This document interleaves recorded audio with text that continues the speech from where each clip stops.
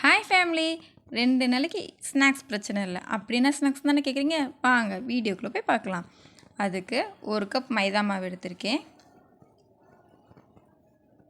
நம்ம மைதா மாவு எவ்வளோ எடுத்துருக்கோமோ அதுக்கு பாதியாக சீனி எடுத்துக்கரலாம். இனிப்பு திகட்டாமல் கரெக்டாக இருக்கும். 1 பிஞ்ச் ஏலக்காய் பவுடர், 1 பிஞ்ச் ஆப்ப சோடா இருக்குல்ல, அதுவும் சேர்த்துக்கரலாம்.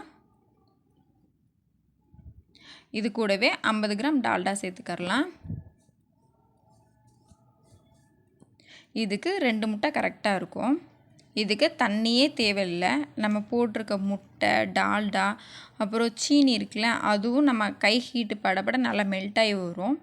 அதனால் அதுவே போதும், தண்ணி தேவையே படாது. இப்படியே நல்லா பிசைஞ்சிட்டோன்னா மாவு இந்த பக்குவத்துக்கு வந்துடும். மாவு நல்லா சாஃப்டாக இருக்கும். இப்போது நல்லா மாவை பரத்திக்கிறலாம். பரத்திட்டு நமக்கு என்ன ஷேப் வேணுமோ அந்த ஷேப்பில் கட் பண்ணி எடுத்துக்கரலாம். எண்ணெய் நல்லா காயவும் சிம்லேயே வச்சு பொரிச்சு எடுத்துக்கிறணும். இல்லாட்டா மேலே நல்லா கரைஞ்சிரும், உள்ளே மாவாக இருக்கும். சிம்லேயே வச்சு பொரிச்சு எடுத்துக்கரலாம். இப்போ நம்மளோட ஈவினிங் ஸ்நாக் ரெடி. இதை ஒரு ஏர் டைட்டன் கண்டெய்னரில் போட்டு வச்சுட்டோன்னா 2லேருந்து 3 நாளைக்கு தாராளமாக இருக்கும். தேங்க்ஸ் ஃபார் வாட்சிங்.